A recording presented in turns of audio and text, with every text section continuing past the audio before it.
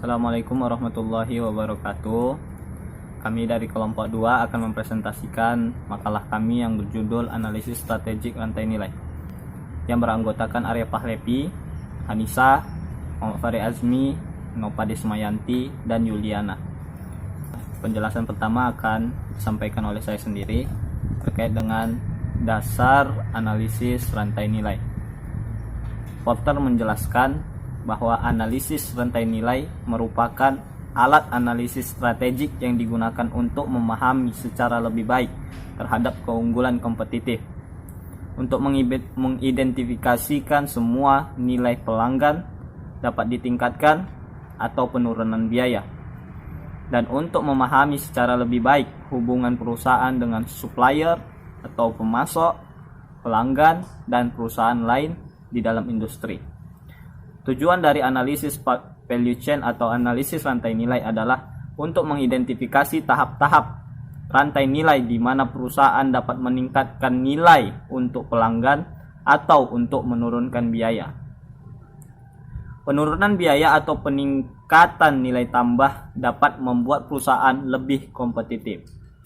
Strategi yang dapat dimanfaatkan oleh perusahaan untuk menurunkan biaya yaitu: pertama, strategi low cost yang menekankan pada harga jual yang lebih rendah dibandingkan kompetitor untuk menarik konsumennya. Konsekuensinya, perusahaan harus melakukan kontrol yang sangat ketat terhadap biaya-biaya yang dikeluarkan. Strategi yang kedua yaitu strategi kompetitif diferensiasi. Ini menekankan pada keunikan produk yang dihasilkan. Produk tersebut harus berbeda dibandingkan dengan produk pesaingnya, sehingga konsumen mau berpaling kepada produk perusahaan tersebut. Peningkatan nilai tambah atau value added atau penurunan biaya dapat dicapai dengan cara mencari prestasi yang lebih baik yang berkaitan dengan supplier, dengan mempermudah distribusi produk, outsourcing, yaitu mencari komponen atau jasa yang disediakan oleh perusahaan lain, dan dengan cara mengidentifikasi bidang-bidang di mana perusahaan tidak kompetitif. Analisis value chain atau analisis rantai nilai berfokus pada total value chain dari suatu produk, mulai dari desain produk sampai dengan pemanufakturan produk, bahkan jasa setelah penjualan. Konsep-konsep yang mendasari analisis tersebut adalah bahwa setiap perusahaan menempati bagian tertentu atau beberapa bagian dari keseluruhan value chain. Berikutnya adalah analisis value chain. Di dalam analisis value chain ini ada 3 tahapan yang perlu kita perhatikan. Yang pertama adalah mengidentifikasi aktivitas value chain. Seperti yang disampaikan oleh saudara saya Fahri sebelumnya, di dalam suatu perusahaan itu ada aktivitas yang saling berkesinambungan seperti rantai, baik itu dari awal yaitu perencanaan produk hingga sampai ke konsumen akhir. Mereka memiliki aktivitas yang saling berkesinambungan seperti sebuah rantai. Nah, berikutnya adalah tahapan kedua yaitu mengidentifikasi cost driver atau biaya penggerak. Biaya penggerak ini akan menentukan akhir dari biaya produk, sehingga biaya penggerak akan menentukan harga produk yang akan kita jual kepada konsumen. Contohnya, suatu agen dari perusahaan asuransi menilai bahwa cost driver atau biaya penggeraknya adalah pencatatan dari pelanggan yang mendaftar. Nah, untuk itu, untuk mengurangi atau bahkan menghilangkan dari pencatatan-pencatatan yang tradisional, perusahaan menggunakan komputerisasi untuk minimalisir penggunaan tenaga kerja dan memudahkan penyimpanan data terhadap pelanggan yang mendaftar ke agensi asuransi kita sendiri.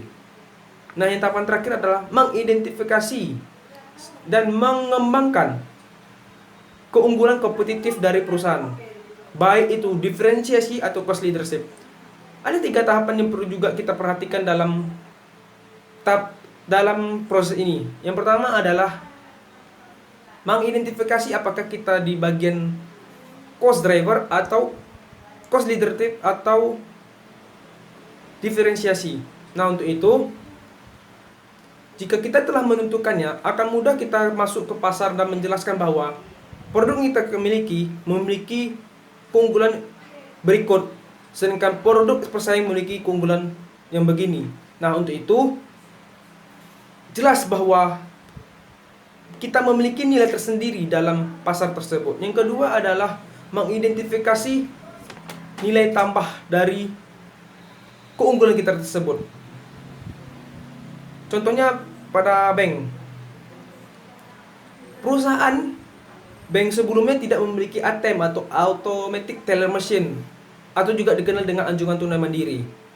Orang-orang akan berdatangan kepada bank maupun kantor cabang bank untuk menarik uang ataupun mentransfer.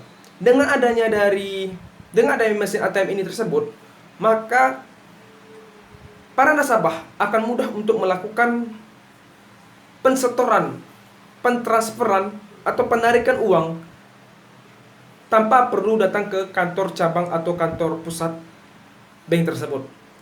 Yang terakhir adalah mengurangi biaya. Nah, contoh yang paling mudah adalah dari suatu pabrik. Pabrik akan memindahkan atau meletakkan posisinya kepada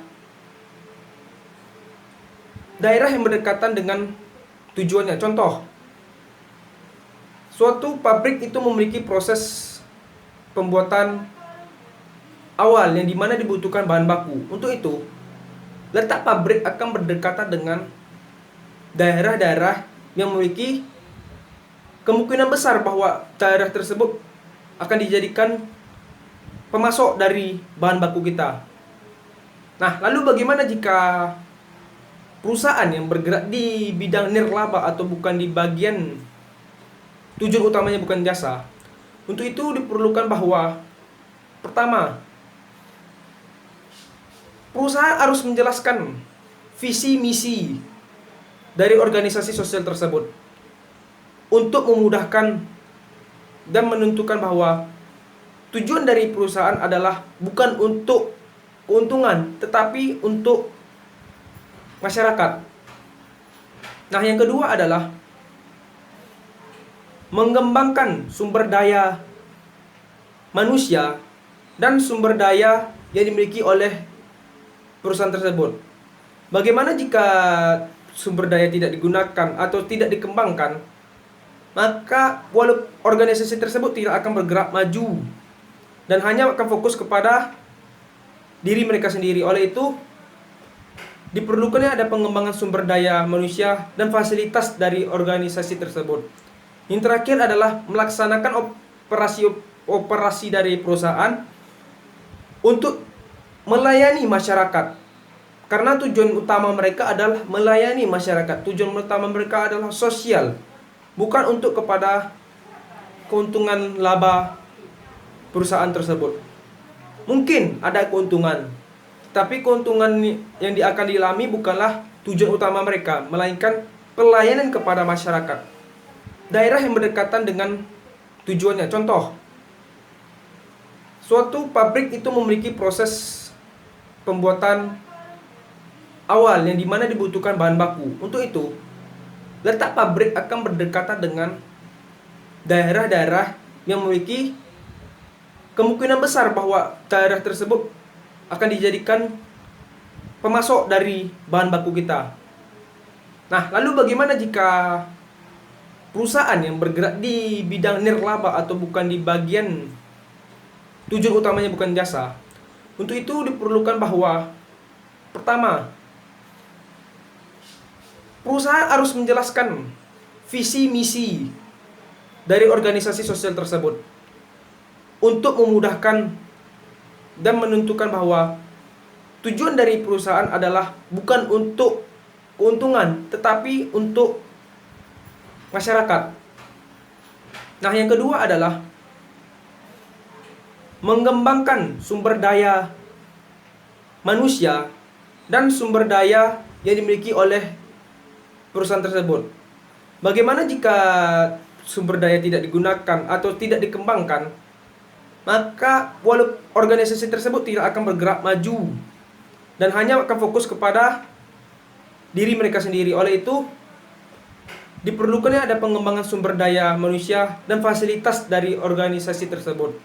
Yang terakhir adalah melaksanakan operasi dari perusahaan untuk melayani masyarakat. Karena tujuan utama mereka adalah melayani masyarakat. Tujuan utama mereka adalah sosial, bukan untuk kepada keuntungan laba perusahaan tersebut.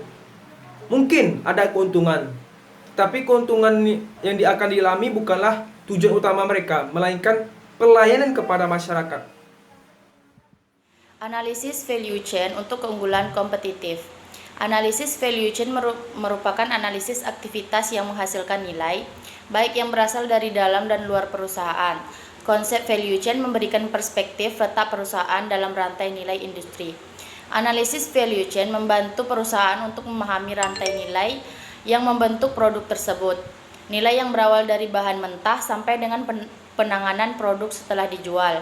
Kepada konsumen, perusahaan harus mampu mengenali posisinya pada rantai nilai yang membentuk produk atau jasa tersebut. Analisis rantai nilai dapat dilakukan dengan membagi aktivitas tersebut menjadi aktivitas yang dilakukan di luar perusahaan untuk menciptakan nilai dan aktivitas yang dilakukan di dalam perusahaan untuk menciptakan nilai. Aktivitas yang dilakukan di luar perusahaan dapat dibedakan lagi menjadi aktivitas yang berasal dari hubungan dengan supplier dan aktivitas yang berasal dari hubungan dengan konsumen, baik distribusi maupun penanganan purna jual. Kemudian yaitu supplier linkages. Hubungan dengan pemasok merupakan hal yang penting bagi perusahaan karena menawarkan banyak kesempatan untuk meningkatkan keunggulan kompetitif perusahaan, baik dalam hal pengurangan kos atau peningkatan kualitas.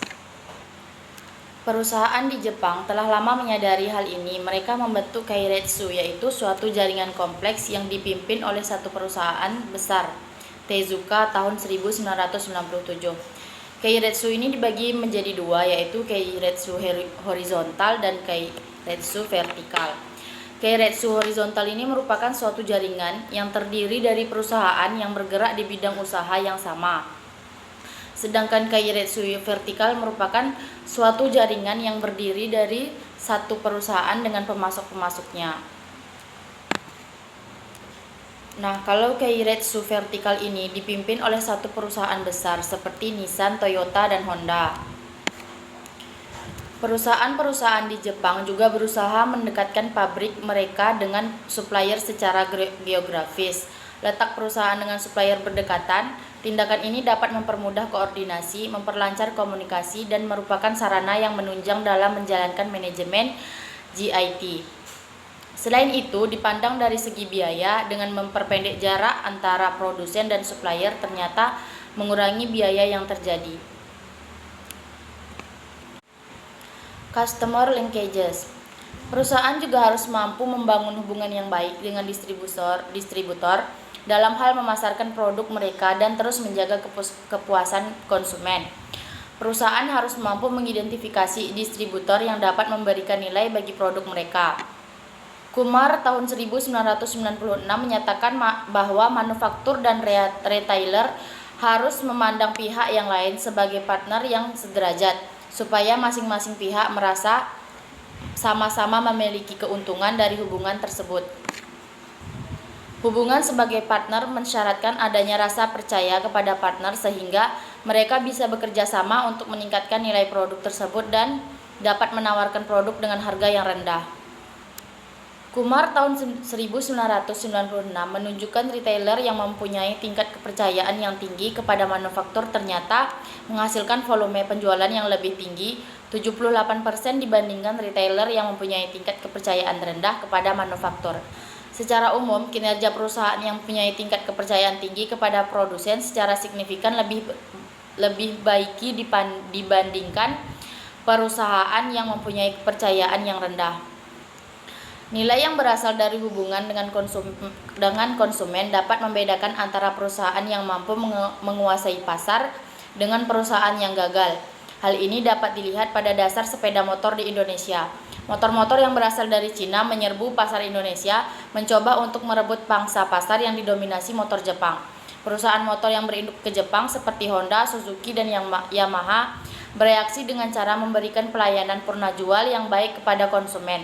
Mereka menyediakan bengkel untuk merawat sepeda motor yang tersebar banyak di berbagai tempat dan suku cadang yang terjamin serta gampang dicari. Pelayanan yang baik kepada konsumen menyebabkan konsumen menjadi loyal pada sepeda motor Jepang. Rantai nilai yang terjalin dengan baik pada saat berhubungan dengan konsumen merupakan hal yang menguntungkan bagi perusahaan karena dapat membentuk nilai yang unggul. Baik, seperti yang dijelaskan sebelumnya, analisis value chain merupakan analisis aktivitas-aktivitas yang menghasilkan nilai, baik dari dalam maupun luar perusahaan. Nah, di makalah sudah terdapat ilustrasi analisis rantai nilai berdasarkan hubungan internal dan hubungan eksternal. Yang pertama yaitu hubungan internal. Nah, dalam contoh yang ada di makalah itu, secara implisit diasumsikan bahwa pengeluaran sumber daya pada kegiatan desain rekayasa tetap tidak akan berubah. Karenanya tidak ada biaya untuk memanfaatkan hubungan tersebut. Namun, misalnya suatu kenaikan pada pengeluaran sumber daya $50 yang diperlukan untuk memanfaatkan hubungan di antara rekayasa desain dan kegiatan selanjutnya pada rantai nilai perusahaan, pengeluaran $50 untuk menghemat $487 tentu saja baik. Pengeluaran pada satu kegiatan untuk menghemat biaya dari kegiatan lainnya adalah prinsip dasar dari analisis biaya strategik. Selanjutnya yaitu analisis hubungan eksternal. Nah, di makalah telah terdapat contoh ilustrasi dari analisis ini. Adapun hal yang dilakukan pada ilustrasi tersebut yaitu melakukan koreksi harga, di mana koreksi harga memberi manfaat bagi pelanggan besar dan juga perusahaan Thomson itu sendiri, karena koreksi harga diperlukan untuk mempertahankan setengah dari bisnisnya yang ada sekarang. Namun dengan adanya koreksi harga tersebut mengakibatkan Thomson mengumumkan kenaikan harga bagi pelanggan yang lebih kecil. Namun analisis tersebut seharusnya lebih mendalam dibandingkan dengan pembebanan biaya akurat dan penentuan harga yang wajar. Mengidentifikasi pendorong biaya yang tepat seperti jumlah pesanan yang diproses menunjukkan hubungan antara aktivitas pemenuhan pesanan dan perilaku biaya. Nah, di sini Thomson dapat menawarkan rabat harga pada pesanan yang lebih besar. Dengan adanya hal tersebut, hampir cukup untuk membuat tidak perlu meningkatkan harga jual pada pelanggan kecil, tetapi terdapat kemungkinan hubungan lainnya. Pesanan yang lebih besar dan jarang juga akan menurunkan permintaan aktivitas internal lainnya, seperti penyetelan peralatan dan penanganan bahan. Pengurangan pada permintaan kegiatan lain akan menghasilkan pengurangan biaya yang lebih lanjut dan tambahan potongan harga, membuat Thomson lebih kompetitif. Karenanya manfaat hubungan pelanggan dan membuat penjual dan pelanggan menjadi lebih baik. Baiklah, selanjutnya di sini saya akan menjelaskan mengenai studi kasus, di mana kelompok kami di sini mengambil studi kasus dua perusahaan. Yang pertama ada perusahaan telekomunikasi Indonesia dan yang kedua itu ada perusahaan Master Sentra Boga. Nah, di mana seperti yang kita ketahui perusahaan telekomunikasi Indonesia merupakan salah satu badan usaha milik negara atau BUMN yang bergerak di bidang pelayanan jasa teknologi informasi dan komunikasi atau TIK dan jaringan telekomunikasi di Indonesia. Nah, di mana seperti perusahaan pada umumnya PT Telekomunikasi Indonesia ini membagi perusahaan pada umumnya model analisis value chain atau analisis rantai nilainya itu dibagi ke dalam 9 aktivitas, di mana terdiri dari 5 aktivitas utama dan 4 aktivitas pendukung. Nah, di mana PT Telekomunikasi Indonesia ini terdiri dari yang pertama kita masuk ke aktivitas pendukungnya terlebih dahulu.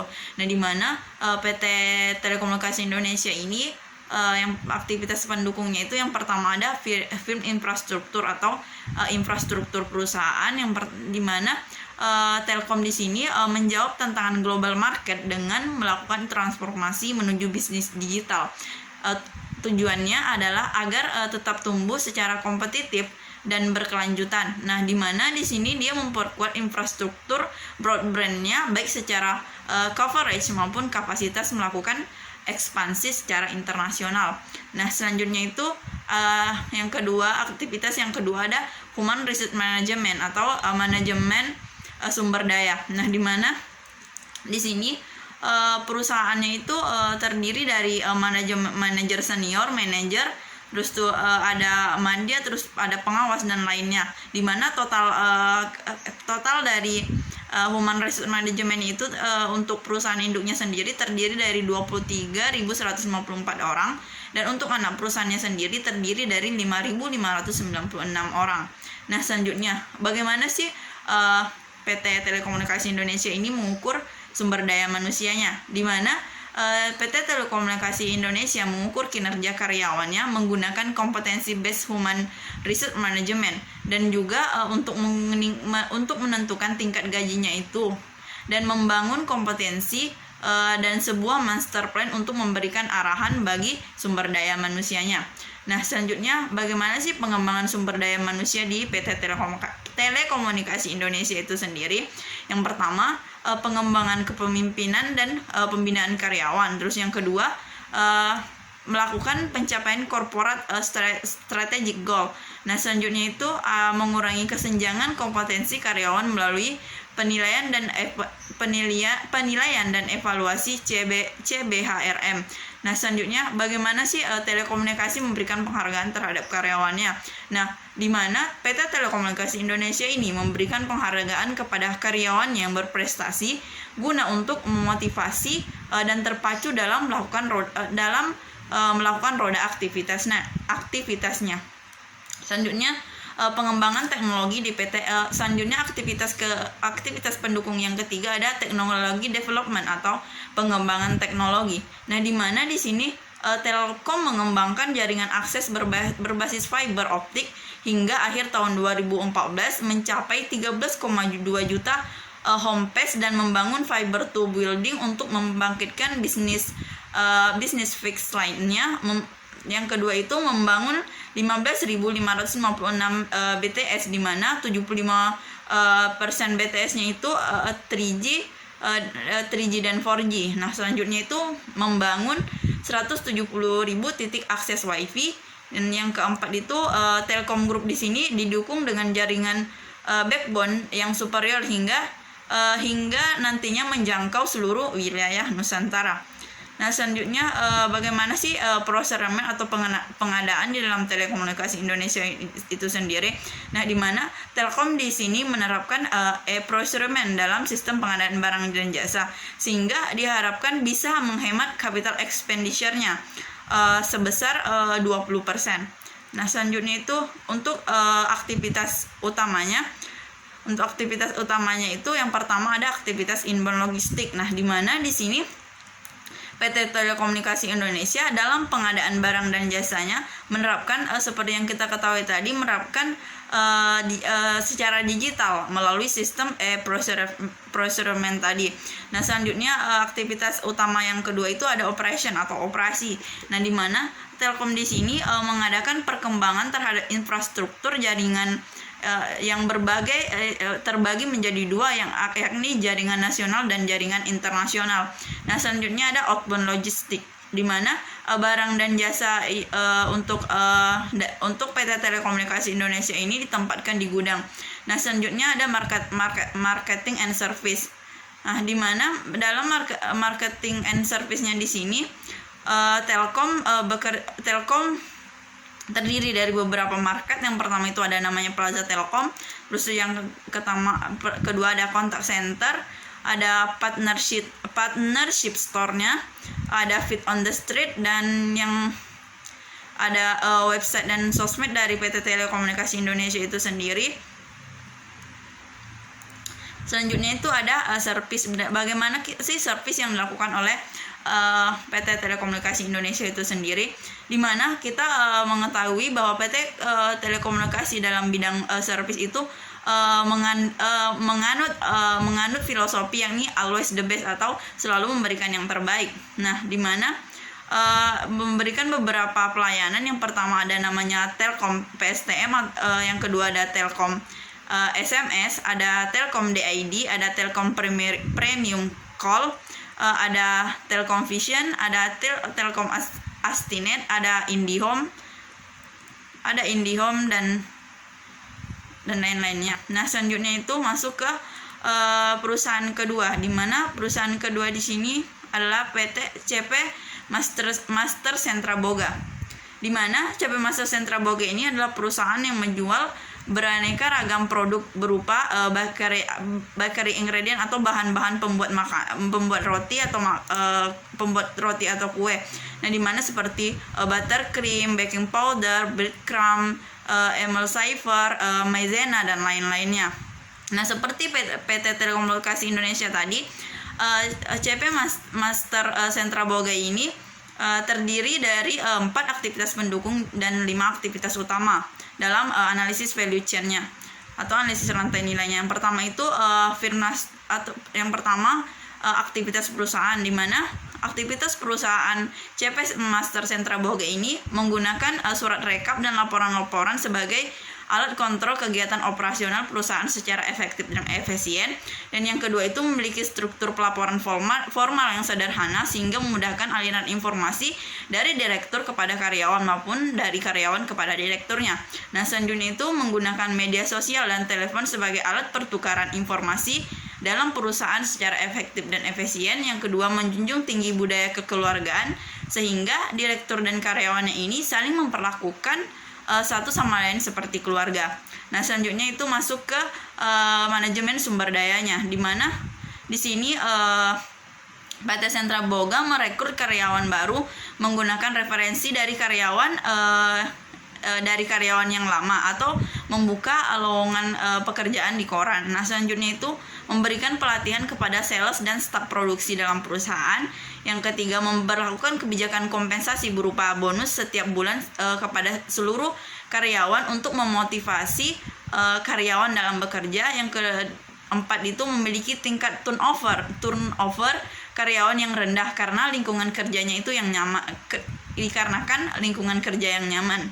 Dan selanjutnya mengadakan liburan bersama dengan seluruh karyawan keluar kota setiap akhir tahun untuk meningkatkan kekompakan dan kerjasama antar karyawan dengan pimpinan ataupun sebaliknya. Nah, selanjutnya masuk ke dalam teknologi aktivitas pendukung yang ketiga, yakni ada teknologi development, di mana pengembangan teknologi yang dilakukan oleh CP Master Boga ini yang pertama itu menggunakan riset pasar yang dilakukan oleh sales sebagai masukan dan dalam mengembangkan produknya.